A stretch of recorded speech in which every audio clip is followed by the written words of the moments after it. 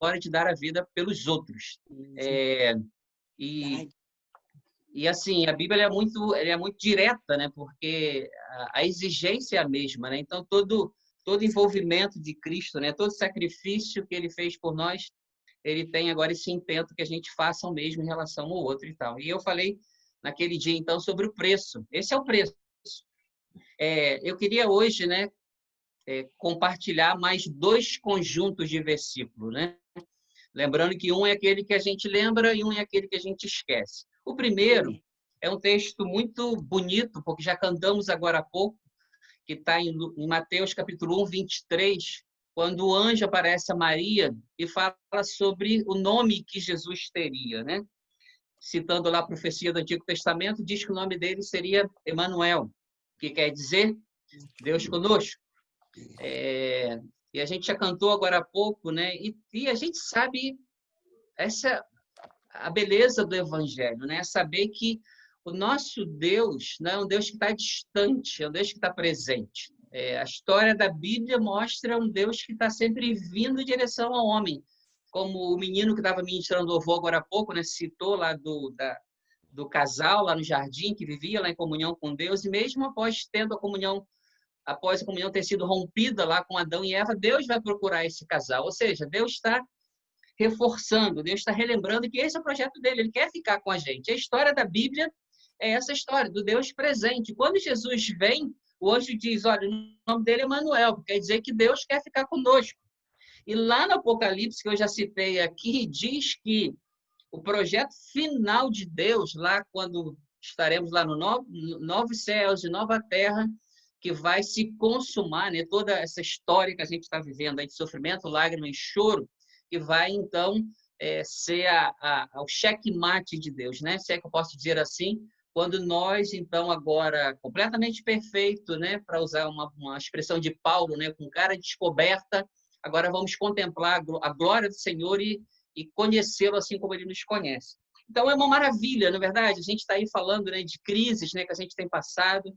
Eu fico pensando, né, como seria ter vivido as muitas crises sozinhos, sem a ajuda de Deus. E eu sei que vocês também, de igual maneira, quantas que temos aí acumulado, né? Se a gente fosse fazer aí um diário das crises que nós temos passado ao longo da vida, e sem dúvida nenhuma, Jesus seria um ator principal que estaria ali com a gente em todos aqueles momentos. E nós sabemos como isso fez a diferença. Nós sabemos quando a gente estava aí dispostos a chutar pau da barraca ou a barraca inteira, e a graça de Deus foi suficiente no nosso coração, renovando a nossa fé, renovando a nossa força, renovando o nosso entendimento, trazendo, ministrando o nosso coração, nos dando condições de fazer coisas que nós não faríamos por nós mesmos e tal. Então, o Cristo Emmanuel, né, o Deus Emmanuel, o Deus presente, é esse Deus que está aí, que a gente não dá para botar a mão do lado e tocar nele e tal, mas a gente sabe que ele está presente, nós somos testemunhas disso, da presença dele na nossa vida. Esse conjunto de versículos, né, que tem Mateus 1, 23 como uma parte dele, né, uma parte da moeda, se é que eu posso dizer assim, eu quero lembrar agora, né, da outra parte da moeda, né? Então, se tem esse que a gente gosta, que a gente lembra, que é o Emanuel, que a gente canta, que a gente fala, que a gente se delicia. Então, assim, é muito mais do que cantar, é muito mais do que falar. Nós que entramos nos átrios do Senhor, nós nos deliciamos do Senhor. E essa é a beleza do Evangelho, porque não é uma coisa que está na nossa cabeça. Nós não somos teóricos da religião. Nós somos pessoas que têm adentrado a presença de Deus. E meu Deus, isso aí é sem preço, né? Esse não é o cartão de crédito, não, mas é sem preço e tal. Só que tem um outro versículo, se esse é o que a gente lembra, então nós lembramos o tempo todo que ele é Deus Emmanuel, que ele está conosco, que ele é nosso companheiro de jornada, que nós não estamos sós, e isso é verdade, isso é fato, mesmo que talvez a gente até nem consiga percebê-lo, já é verdade, porque é o próprio Deus quem está dizendo, então é fato que muitas vezes nós não o sentimos também, principalmente nos momentos de mais crise e dificuldade, parece que ele está distante, mas a Bíblia conta exatamente o contrário, e é óbvio que comparando o meu momento de crise, a minha interpretação de que ele está perto de mim ou não, e aquilo que a Bíblia diz, a gente precisa ficar com a Bíblia, porque a Bíblia é verdadeira e Deus não mente em relação às suas promessas. O outro lado da moeda, no que diz respeito a essa questão da presença, está um texto muito forte também, para variar, em Hebreus capítulo 13, versículo 3, quando diz assim: lembrem-se dos que estão na prisão como se aprisionados com eles, dos que estão sendo maltratados como se vocês mesmos estivessem sendo maltratados. Bem, eu falei algumas semanas atrás que eu queria que você tentasse entender essa mensagem desse ponto de vista missiológico, ou seja, de missões, dessa responsabilidade que a gente tem com a obra missionária. Então, o primeiro destaque foi a questão do preço. Então, esse é o preço que a gente precisa pagar e tal.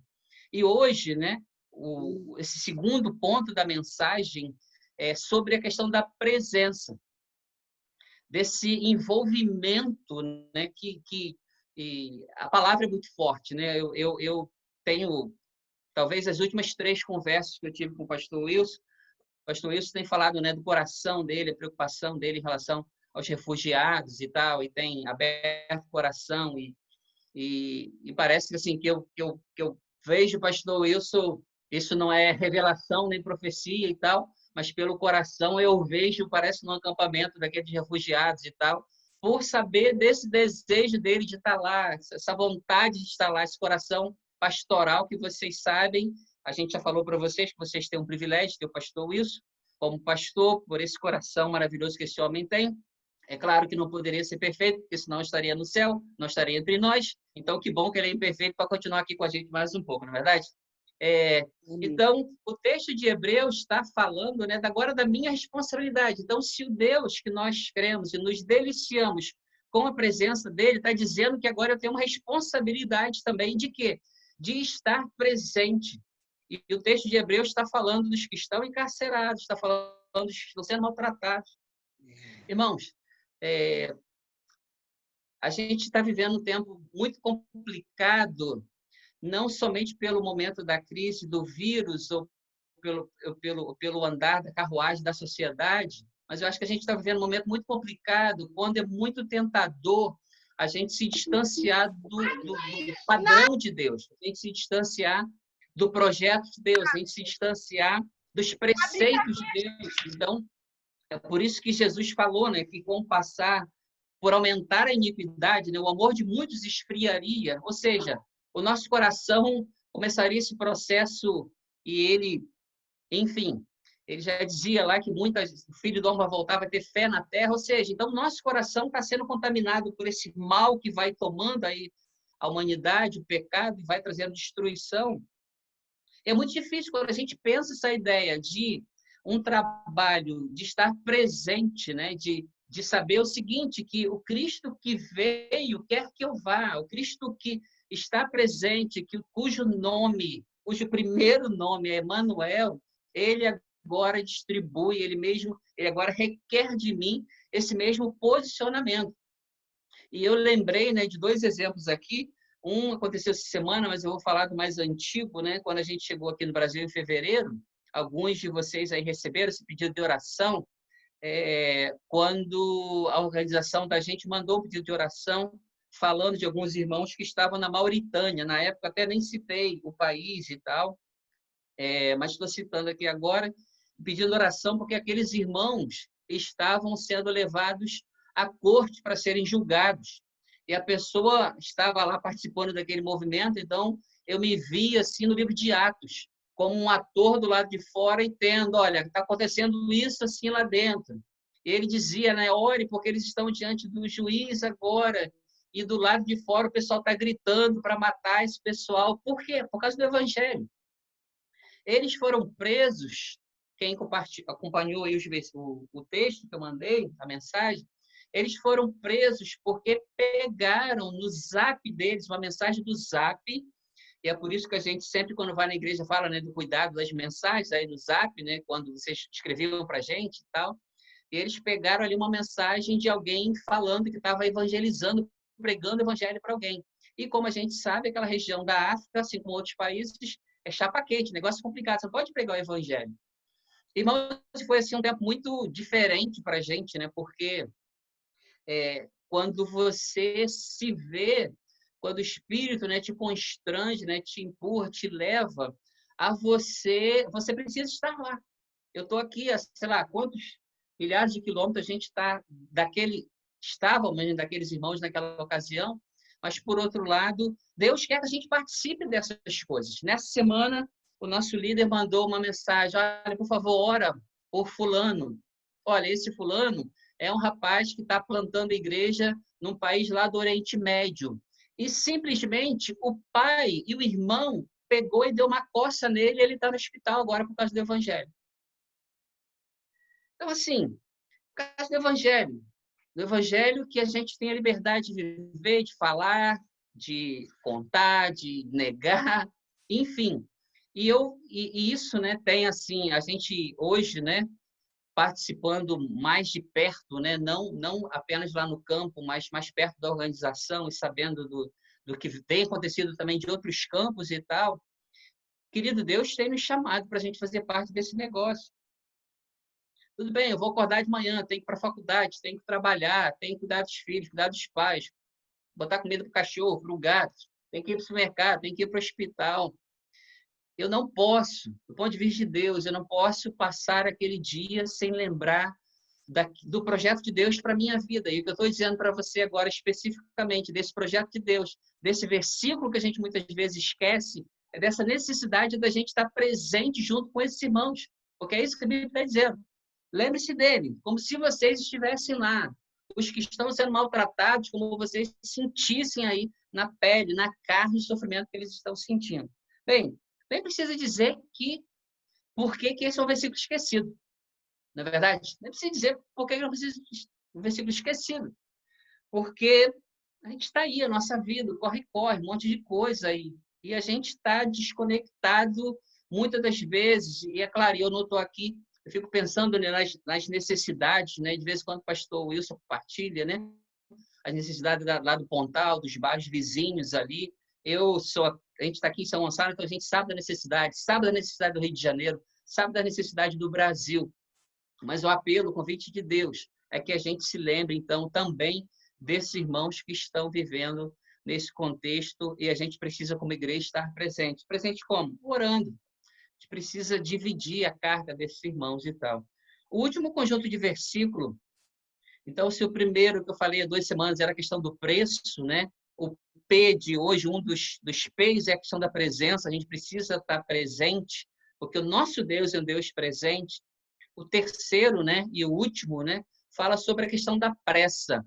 E quando a gente lê o capítulo 15 de Lucas,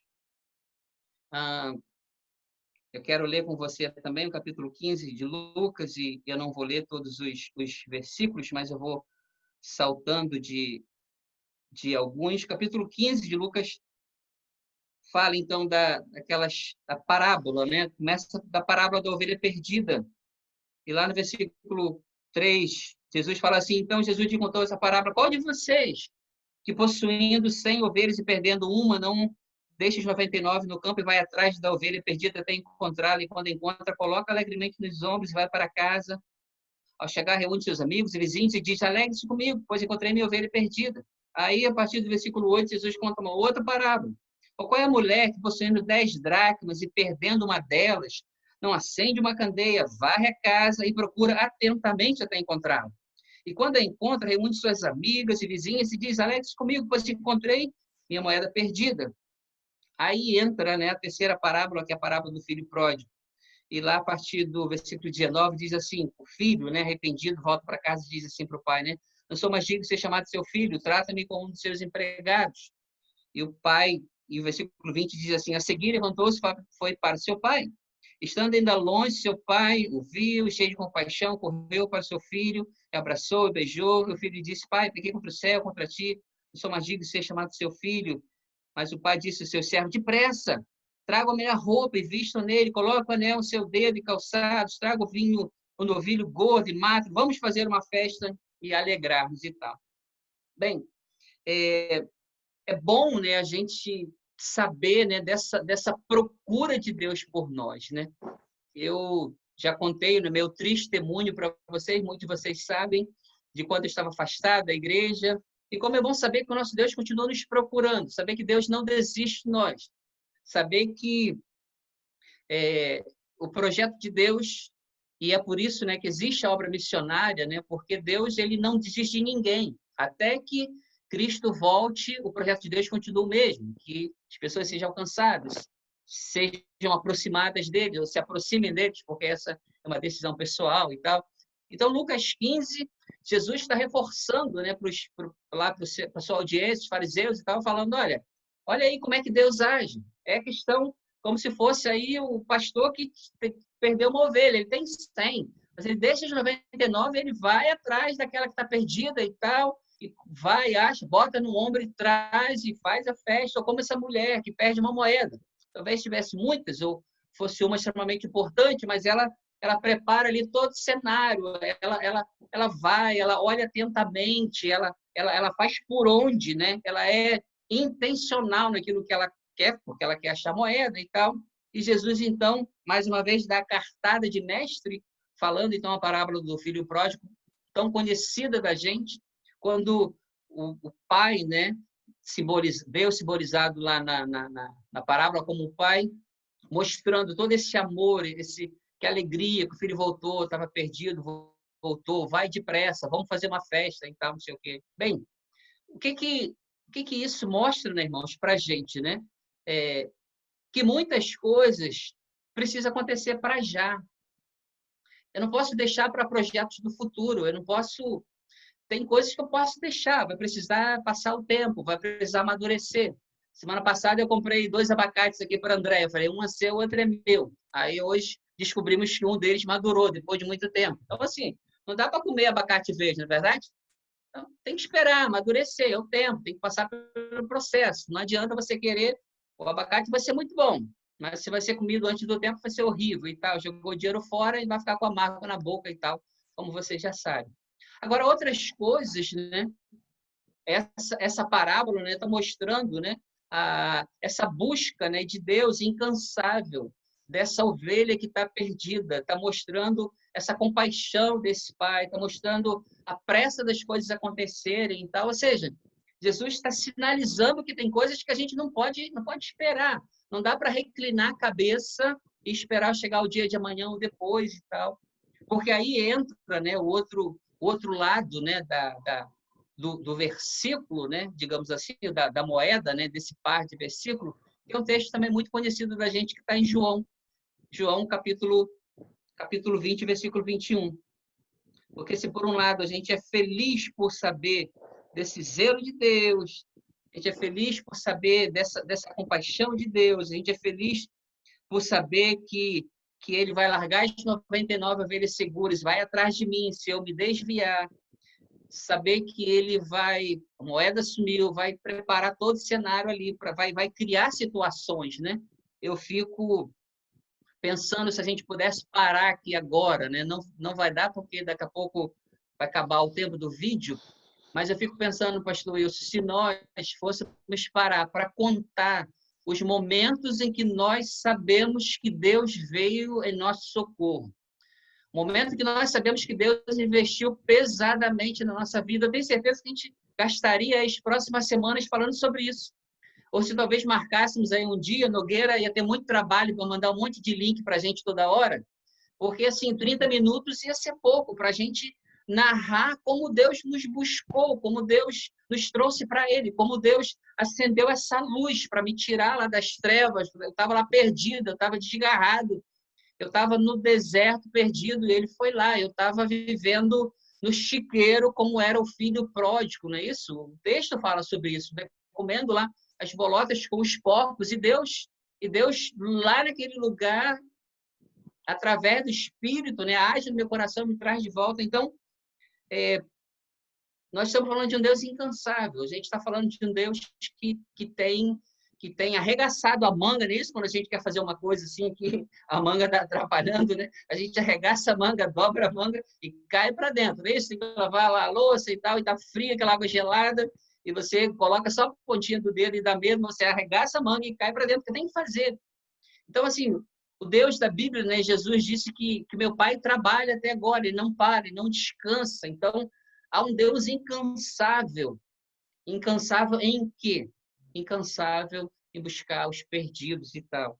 E João 20, 21 é quando Jesus, né, os discípulos se aproximam dele, Jesus fala para eles: a paz seja com vocês. Assim como o Pai me enviou, eu vos envio.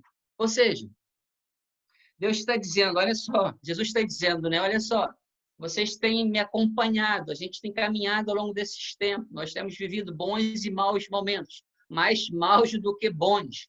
Vocês têm visto o milagre do Pai, vocês têm visto a minha missão, que o Pai me confiou a fazer e tal. E eles sabiam que não era simplesmente um homem, não era mais um mestre qualquer, não era um rabi qualquer, mas era alguém, era próprio Deus ali, eles percebiam isso. E agora Jesus chama essa turma e diz: olha, passei a bola para vocês.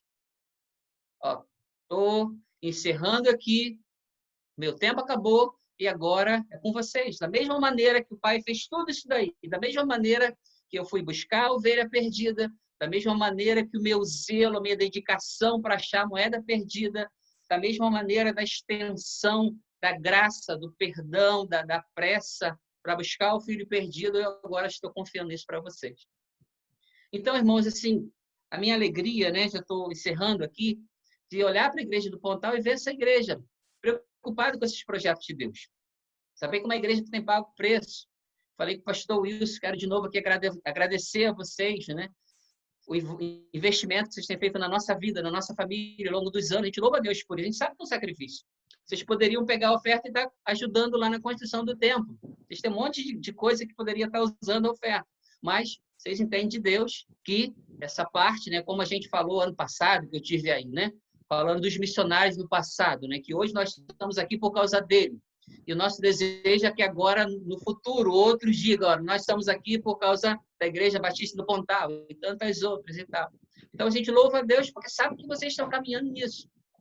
Eu sei que os desafios são muitos, eu sei que muita coisa tenta roubar o nosso foco dos projetos de Deus ao longo dos dias, ao longo das semanas, mas a minha oração é que Deus nos dê essa graça da gente poder acordar para um dia, uma semana que vai estar cheio ou não, um monte de problema ou não, mas saber que tem um projeto de Deus. Eu tenho um preço a ser pago por esse evangelho, que não é barato, que significa que eu preciso dar a vida pelos outros, que agora Deus quer que, assim como Cristo veio, né? A gente até costuma dizer que Jesus não estaria na igreja, né? Estaria por aí pelas ruas para buscar os perdidos e tal. E fez isso com pressa, né? Com dedicação, com zelo, isso mesmo é exigido de nós e tal.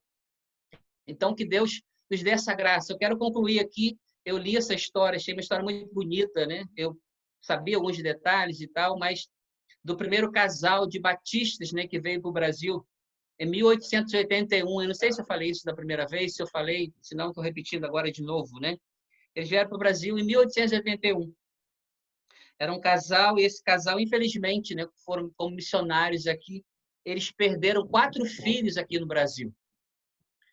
2 filhos morreram por causa de doença, um filho morreu afogado e um 4º filho desapareceu. Eles nunca mais souberam, ouviram notícia desse 4º filho e tal. Esse casal chegou aqui em 1881. Em 1939, né, depois aí de décadas de ministério, esse casal simplesmente plantou 778 igrejas no Brasil. Esse casal batizou 47 mil pessoas no Brasil. E membros de igreja nessa época já tinha 68 mil membros. Em 2016, o censo nosso batista dizia que nós somos 13 mil igrejas, 1.700.000 membros, e nós temos 2.056 missionários servindo em 81 países. Irmãos, por que essas coisas aconteceram? Porque esse casal entendeu que eles deveriam pagar o preço, que eles deveriam estar presentes e que eles deveriam dedicar a vida deles para isso. É estranho, né, a gente ver, ouvir um pouquinho da história, fico pensando, né, o dia a dia desse povo aqui no Brasil como foi. Mas graças a Deus para a vida daquela família, daqueles irmãos, e é por causa deles que a gente está aqui. E hoje, né, o nosso desafio é que outros também se aproximem de Deus através da nossa vida, através do meu ministério, viu? Que Deus nos abençoe, que Deus abençoe vocês e nos ajude a pagarmos o preço, a estarmos presentes e a gente agir com pressa, porque tem coisas que não dá para esperar, viu? Muito obrigado. Amém. Amém. Graças a Deus aí, né? Pela vida do nosso querido pastor Hamilton, né? Nós somos gratos a Deus por ele estar conosco, trazendo mais uma vez essa palavra tão pertinente. Irmãos, eu sei que o tempo é muito difícil, né, que nós estamos vivendo, mas a palavra de Deus ela é muito clara, né?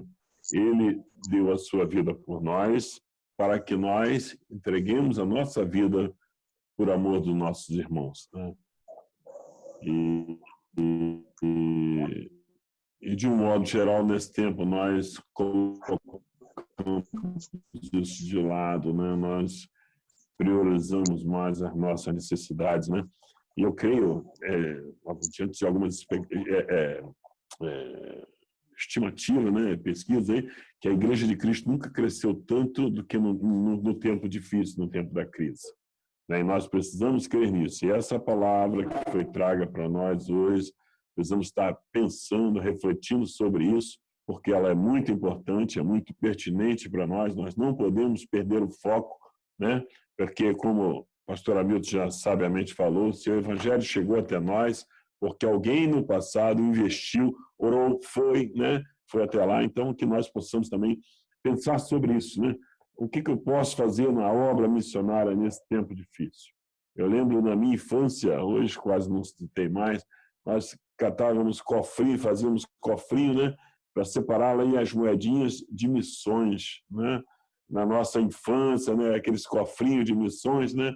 Então, são estratégias que Deus dá a nós para que possamos investir no campo missionário, né? Os missionários estão lá na linha de frente, sofrendo, né? Então, nós precisamos estar aqui segurando as cordas dele. Como? Com as nossas orações, né? Com nosso recurso, com a nossa visita a eles, né? A presença lá, como foi falado aqui, é muito importante. Eu visitei um campo missionário, eu visitei, vocês sabem, né? Moçambique, gente, foi uma das maiores experiências da minha vida. Sou muito grato a Deus por isso. Então, foi um tempo maravilhoso para mim. Então, que vocês se colocam diante do Senhor, né? Colocam diante de Deus para que possam ver, Senhor, onde eu posso entrar, onde eu posso ajudar nesse tempo aí de fazer a obra do Senhor, tá bom? Então, agora nós vamos estar mais uma vez orando, tá bom?